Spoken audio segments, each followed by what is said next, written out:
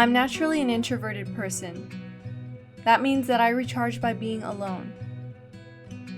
I do like being around people, but after a while, it does mentally exhaust me. Ow, ow, I can't, babe, they're sticky. Yeah, come right through that last little part. Right there.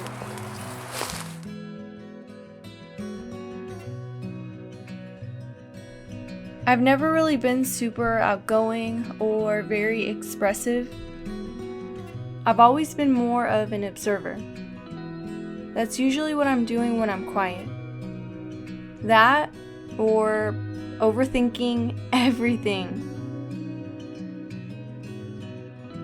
I know a lot of extroverts.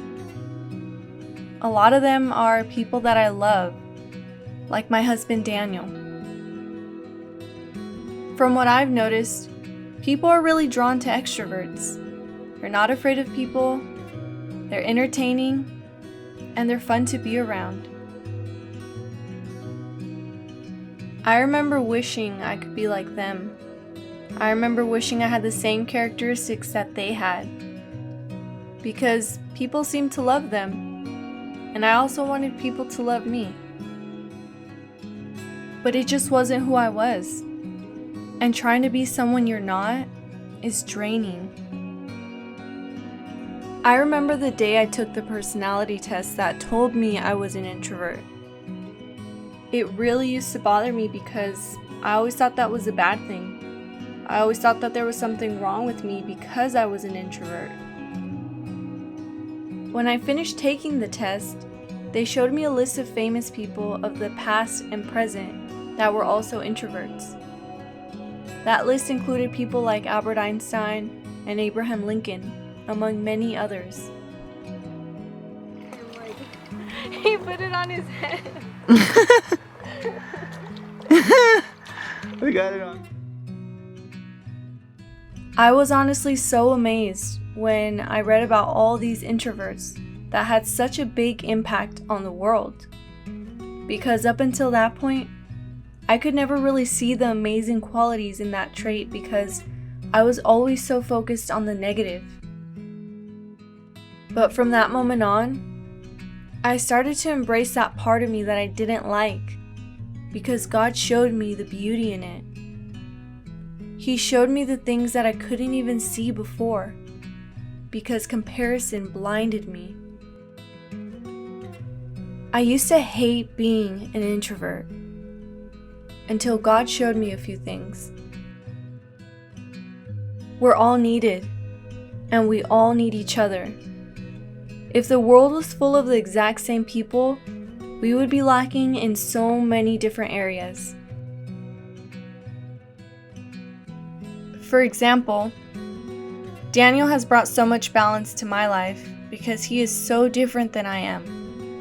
Sometimes I joke around with him and say, I don't know how we ended up together because we are complete opposites.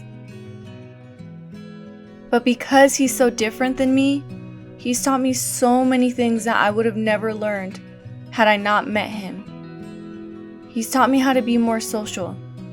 He's taught me how to get out of the house more. And he's taught me how to take risks.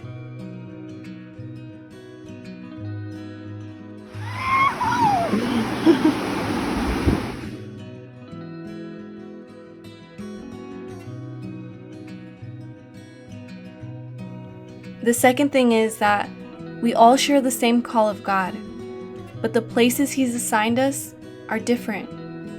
Some people might get more attention than others, but that doesn't mean that they're any more significant. Think about it this way.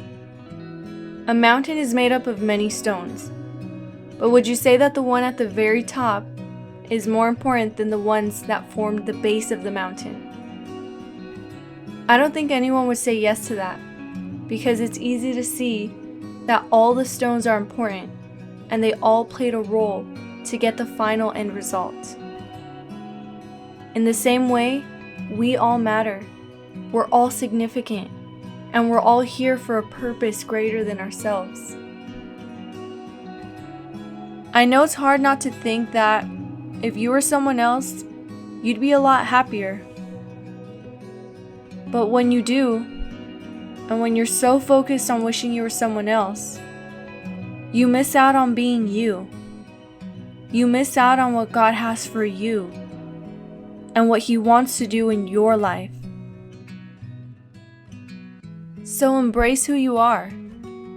Find the beauty in what makes you you. Don't try and be someone you're not. But never stop challenging yourself to grow and be all that God has made you to be.